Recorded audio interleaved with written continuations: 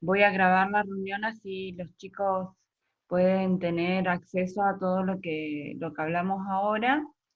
Bueno, yo como para introducir, digamos, quería agradecerles, bueno, a todos ustedes porque yo valoro muchísimo el esfuerzo que están haciendo en estas instancias de,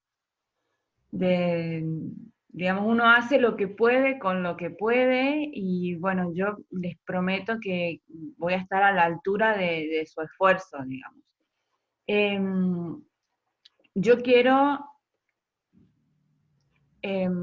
antes de seguir con el contenido de Maturana y Varela, quiero volver un poquito a enganchar con las soluciones metafísicas que proponía Gessen, ¿se acuerdan? Cuando Gessen plantea los problemas de conocimiento, eh, en, las, en las especies del conocimiento, perdón, no es las especies, porque nosotros no llegamos a las especies, nosotros lo último que vimos fue la esencia del conocimiento, ¿me siguen? Donde se ponía el foco era en la relación que se daba entre el sujeto y el objeto, y en las soluciones metafísicas, ustedes recuerden que cuando hablamos de la metafísica es la rama de la filosofía que estudia la realidad, ¿sí? Sus propiedades, su estructura, su naturaleza, etcétera, etcétera. Entonces, cuando ya empezamos a hablar de realidad, nos vamos a ir metiendo un poco en todo lo que nos interesa a nosotros como diseñadores gráficos, que es cómo percibimos la realidad y cómo, qué teorías hay al respecto de eso. Bueno, ustedes recuerden que dentro de esas soluciones metafísicas tenemos tres corrientes filosóficas, que son el realismo, el idealismo y el fenomenalismo.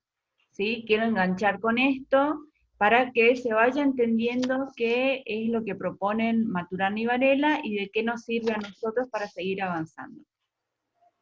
En el realismo, básicamente, lo que se decía era que eh, hay objetos que son reales y que están por fuera de nuestra conciencia. Fíjense que ahí ya aparece esta noción de conciencia que también aparece en el libro de Maturana y Varela, y en donde, por ejemplo, filósofos como Aristóteles, que defendían el realismo ingenuo, ¿sí? Donde decían que, bueno, hay personas que pueden tener algún tipo de error en la percepción, pueden sufrir alucinaciones o pueden tener algún tipo de ilusiones y eso hace que no pueda acceder a aquellos objetos que son reales. Es decir, que no siempre nuestra estructura corporal nos va a permitir acceder a un objeto. Y es porque es imposible. Eso defendía el realismo. Después, el idealismo decía que no, que era todo lo contrario, que en realidad no hay objetos reales por fuera de la conciencia, que nosotros somos los constructores de esa realidad y que era el sujeto el que construía la realidad del objeto. ¿Se va entendiendo? Fíjense Sí, cómo sí. tienen como esas dos posiciones, digamos, de un extremo al otro. Y después aparece, bueno, el defensor del idealismo, digamos como el autor o el referente del idealismo más importante fue Berkeley. Después, como defensor del fenomenalismo, aparece Kant. Kant dice, bueno, no es tan así, no es que uno construye con la mente lo que es real o uno directamente no puede acceder a la realidad del todo, digamos, completamente. Bueno, nosotros, ¿por qué no podemos ver o percibir a los objetos tal como son? No podemos, pero los percibimos tal como se nos aparecen. Y eso me parece súper importante porque él lo que plantea es que nosotros vemos a los objetos, vemos la realidad de los objetos, tal como nuestra estructura cognitiva nos permite. Y eso es lo que yo quiero tomar de lo último que dice Kant en el fenomenalismo. Porque ahí entra otro elemento dentro de esto que estamos analizando, que es la estructura cognitiva propia del sujeto. Que esto no se tenía en cuenta. O sea, presten atención a cómo antes los filósofos y los pensadores analizaban el conocimiento y cómo era el proceso en que uno accedía al conocimiento, y eran como todos elementos separados, un sujeto, un objeto, y después dicen, bueno, puede ser que haya un contexto, pero todo como muy separado. Cuando Kant plantea esto de que, bueno, que puede ser que el sujeto traiga como una estructura cognitiva que pueda llegar a hacer que uno perciba de manera diferente, ya empiezan a aparecer complejidades que en aquellos tiempos no se pensaban. Bueno, nosotros hacemos un salto bastante amplio en toda la parte histórico-filosófica, digamos, y saltamos directamente a las explicaciones que dan estos dos filósofos latinoamericanos eh, con respecto a la misma pregunta de siempre. ¿Por qué tenemos la necesidad de conocernos a nosotros mismos? ¿Por qué tenemos esa capacidad? Voy admitiendo a nueva gente que se va sumando. ¿Por qué tenemos esa capacidad de tener autoconciencia? De decir, bueno, nosotros somos, fíjense, somos los únicos seres vivos que tenemos lenguaje, porque hay otros seres vivos que tienen la capacidad de comunicarse, pero bueno, nosotros tenemos el lenguaje que nos hace únicos, y que nosotros tenemos esta capacidad, por así decirlo, de pensar con nuestro propio cerebro cómo funciona nuestro propio cerebro. ¿Se va entendiendo? ¿Se entiende? Fíjense la complejidad que plantean estos dos pensadores. Y dicen, es muy raro ser objetivo, digamos, decir, bueno, yo soy un investigador que voy a conocer algo, voy a conocer un fenómeno, por ejemplo, y da este ejemplo del mono, fíjense.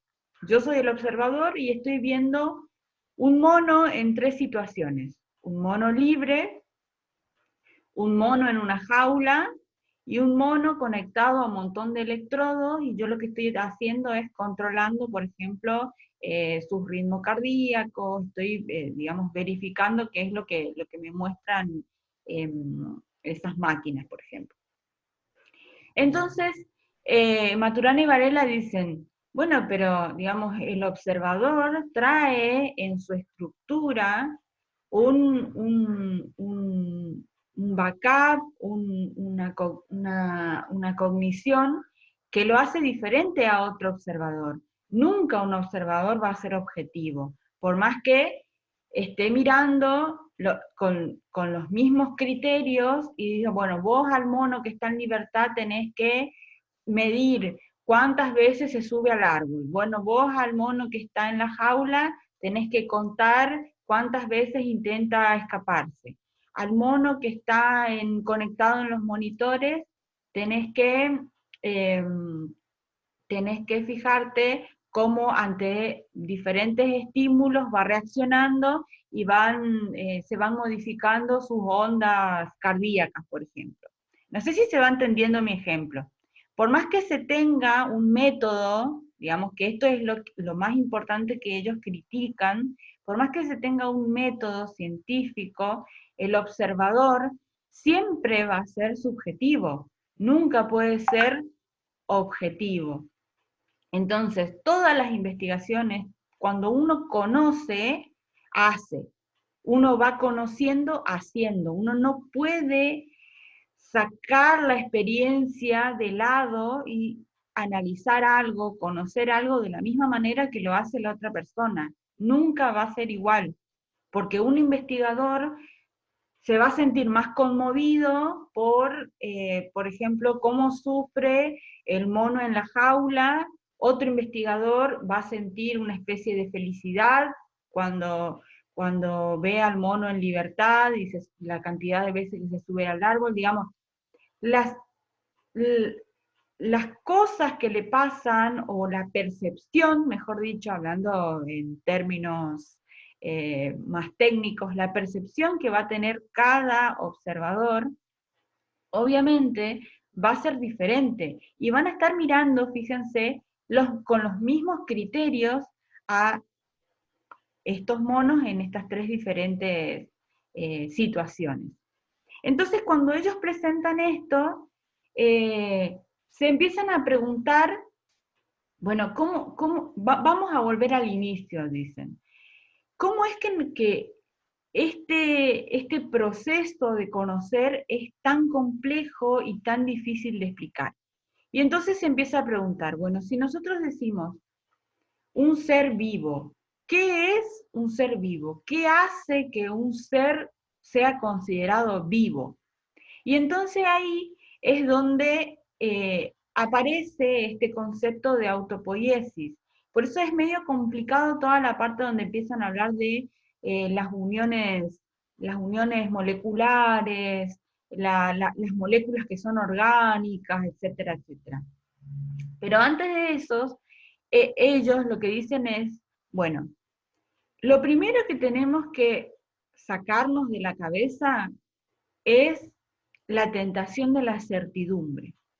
La tentación de la certidumbre es pensar que todo lo que conocemos, lo cotidiano, el conocimiento tradicional, lo que se nos dice siempre, es verdadero. Tenemos que, como seres humanos directamente, poner en duda todo. ¿Y esto a quién les hace acordar? ¿A qué filósofo antiguo les hace acordar esta misma preposición que dicen estos autores? Tienen apagados sus micrófonos, no los escucho. ¿A Platón? A Descartes. ¿Se acuerdan que Descartes decía que hay que dudar de todo? Ah, Descartes. Pienso, luego existo. Claro, y fíjense que acá los autores dicen, o sea, olvídense de la tentación de caer en una certidumbre donde todo es verdadero, donde todo lo que se nos dice es siempre así, tal cual se nos dice. ¿Por qué? Porque todas esos conocimientos son cargas de la cultura y de la sociedad. Y acá, esto es lo que a mí me parece como lo más importante de todo el libro. Y es que más allá de que dé toda una explicación de que somos un acoplamiento de moléculas orgánicas y de que tenemos la capacidad, que es justamente la autopoiesis, tenemos la capacidad de autoorganizarnos y de autorreproducirnos, porque somos unos organismos tan complejos que tenemos esa capacidad. Sin embargo, lo que dice es, somos seres sociales, o sea, somos constructos sociales y nos comportamos como se comportan las moléculas orgánicas. Tenemos el mismo comportamiento que tienen las moléculas orgánicas cuando nos formamos, digamos, en nuestra cuando se forma no sé, no sé cómo se llama, bueno, cuando se produce la fecundación. Cuando pasa eso, que se empiezan a unir las células, por eso, digamos, es como bastante complicado el texto, empieza a hablar de redes neuronales y cómo es que estas redes funcionan. Bueno, vamos a bajar todo a tierra, y lo que básicamente están queriendo decir los autores es que nosotros nos comportamos como se comportan esas moléculas. ¿Sí? Y entonces, hay dos teorías, ¿sí? O sea, dos puntos básicos que avalan esta teoría. Y una es que nosotros tenemos como una especie de altruismo que es biológico y que es natural, y que es esta necesidad que tenemos de, como individuos, formar parte de algo más grande, ¿sí? Y eso era lo que hablábamos con unas compañeras la clase pasada, y es tener esta instancia de poder charlar qué es lo que nos pasa justamente en esta situación de aislamiento.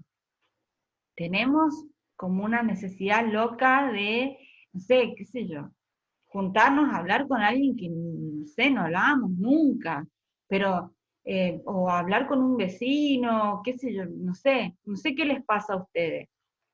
Pero yo hablaba con esta compañera y le decía, lo que pasa es que esto tiene una explicación científica, y es que nosotros nos comportamos de esa manera porque biológicamente está explicado así.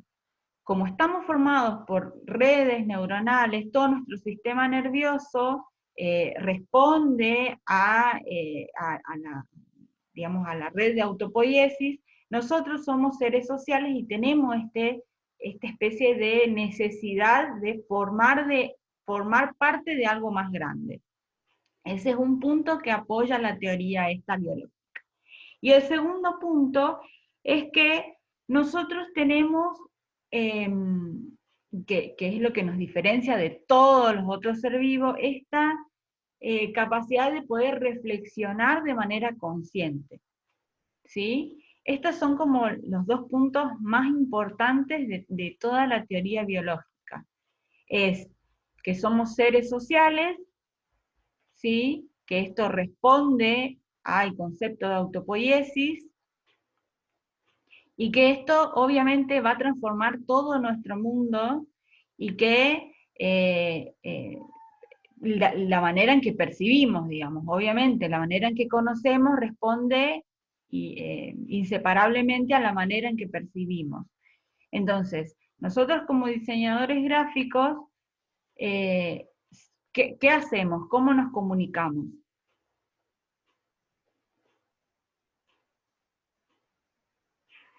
Visualmente o gráficamente. Bien, y para hacer eso, ¿qué es necesario?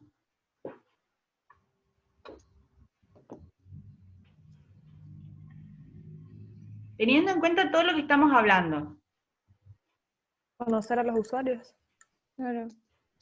¿Y cómo conocemos?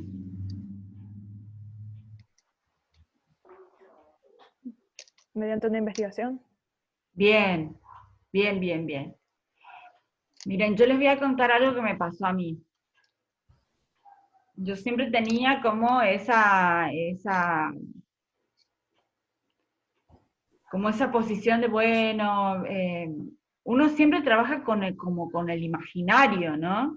Entonces yo tenía que hacer un trabajo eh, para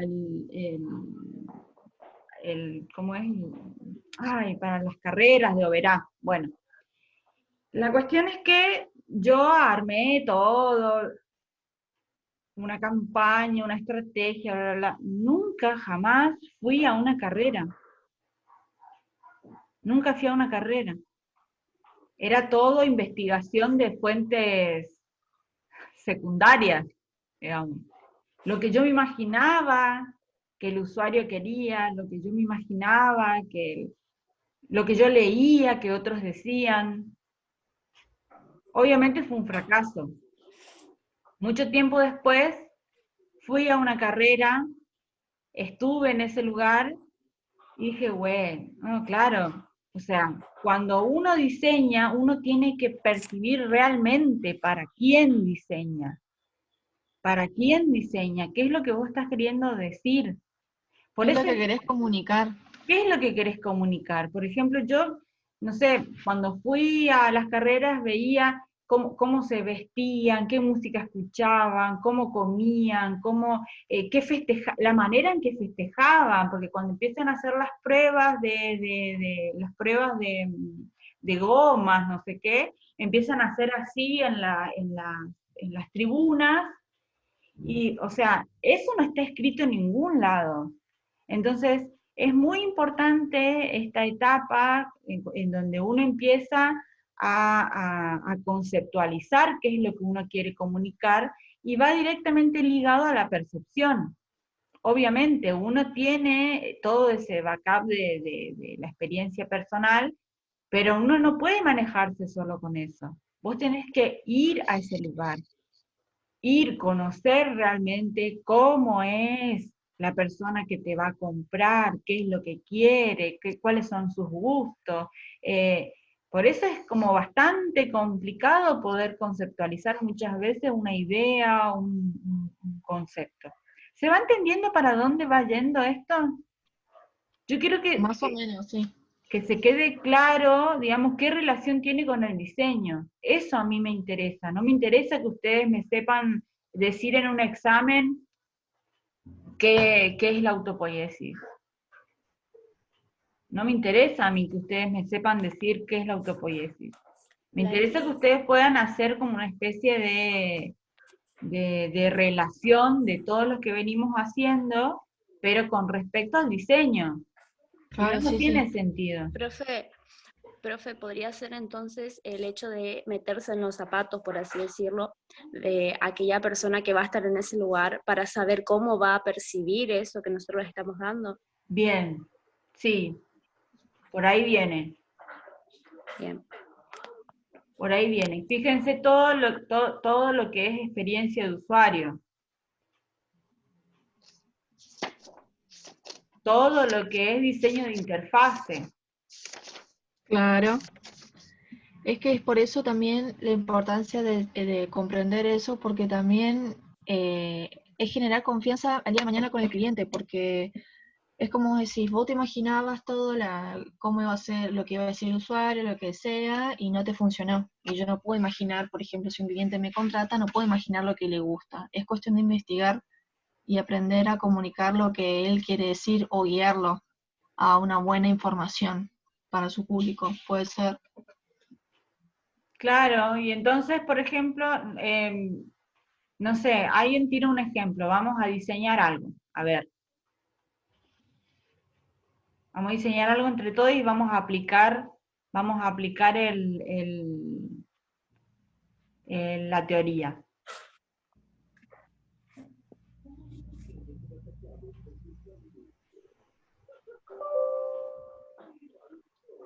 Ay, no Una sé. marca, un logo.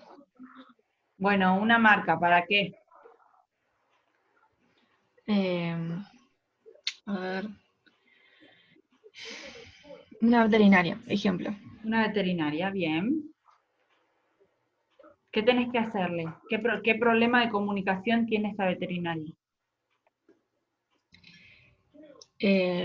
A ver, tiene muchas cosas integradas en su logo. No, Por no, ahí no. tampoco la ¿Qué problema de comunicación? Que es tipo de muy comunicación. diferente, que es muy Sí. diferente a los problemas que por ahí nosotros podemos ver en términos Visuales. técnicos o en términos visuales.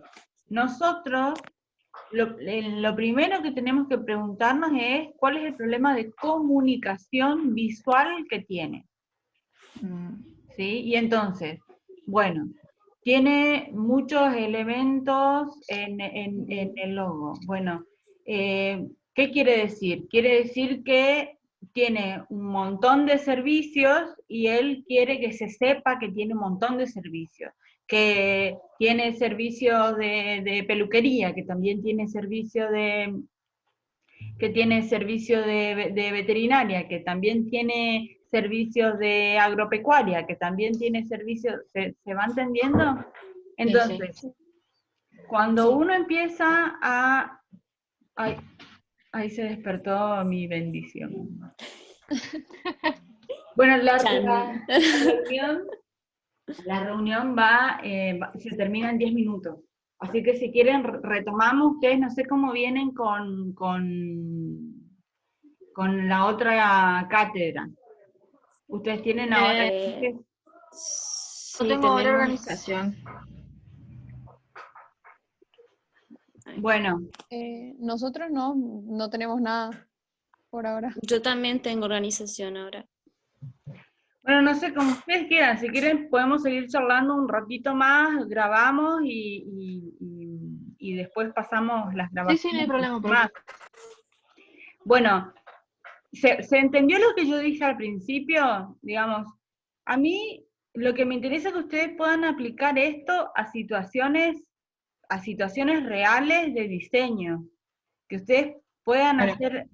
hacer estas relaciones en donde, cómo es que el sujeto aprehende al objeto, cómo es que nosotros visualizamos una realidad que por ahí no la tenemos en cuenta, y esto de ser empáticos con el otro, con la situación del otro, es fundamental. Y eso, digamos que hoy lo estamos diciendo así tan simple, todos estos filósofos le pusieron como otras palabras solamente, como más complicadas. A mí, digamos, lo de Maturana y Varela, lo que más me suma y me aporta a las otras teorías que vamos a estudiar ahora, que son las teorías cognitivas, es que básicamente dice, bueno, nosotros somos lo que somos porque estamos constituidos socialmente, y biológicamente nos comportamos de manera social porque nuestra biología se comporta de esa manera, digamos, y tenemos esa necesidad de formar parte de algo, pero hay una membrana, ¿sí? Hay una membrana que es nuestra piel. Nuestra piel es la membrana de ese sistema. Estoy en videoconferencia. ¿Cómo? Ah, está prendido tu micrófono, Mica. Ay, perdón, es que mi mamá me estaba preguntando algo. Mandar un beso a tu mamá.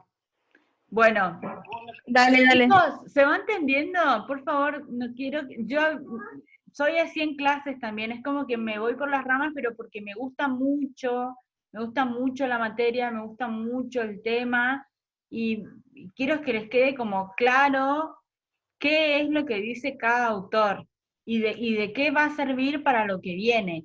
Este autor básicamente plantó las bases para lo que hoy se conocen como los sistemas sociales, para cómo todos los estudios que abordan cómo opera la inteligencia humana, la concepción de la evolución orgánica, digamos, los aportes de ellos fueron muy importantes. Pero lo que en donde yo le pongo como el acento es cómo toda la teoría computacional y todo lo que es inteligencia artificial toma el concepto de autopoiesis, pero fíjense cómo no pueden nunca llegar a la complejidad que tiene nuestro cerebro, porque lo que nos hace diferentes a todos los seres y que los robots no pueden, digamos, simular, es que tenemos esta capacidad de autorreflexión, de la conciencia reflectiva, y que nos hace únicos, que nos hace ponernos en el lugar del otro, tener empatía, poder tener un imaginario social, etcétera, etcétera.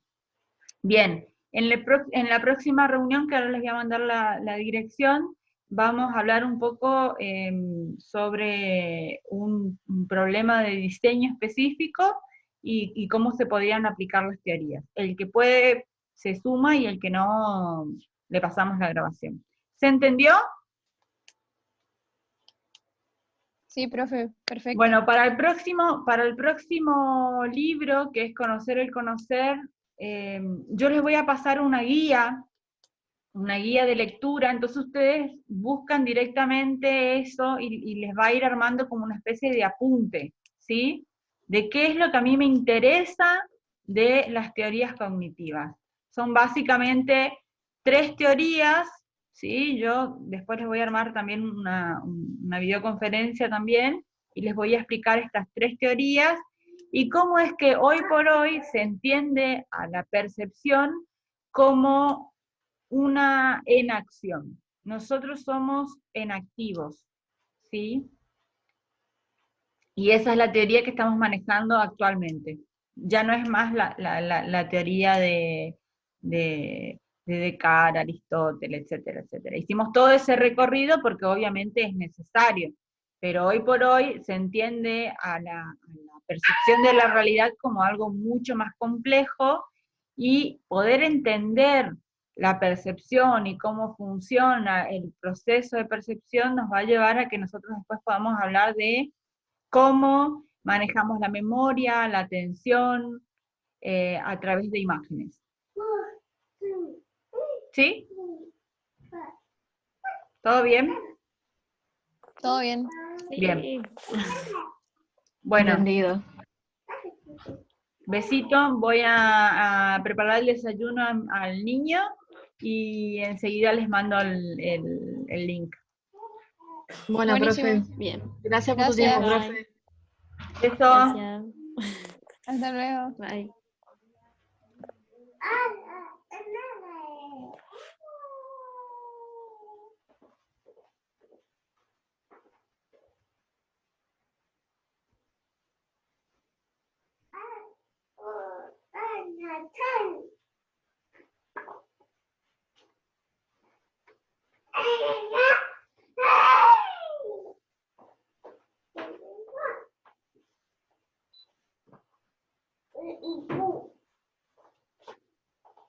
Vení. That's it.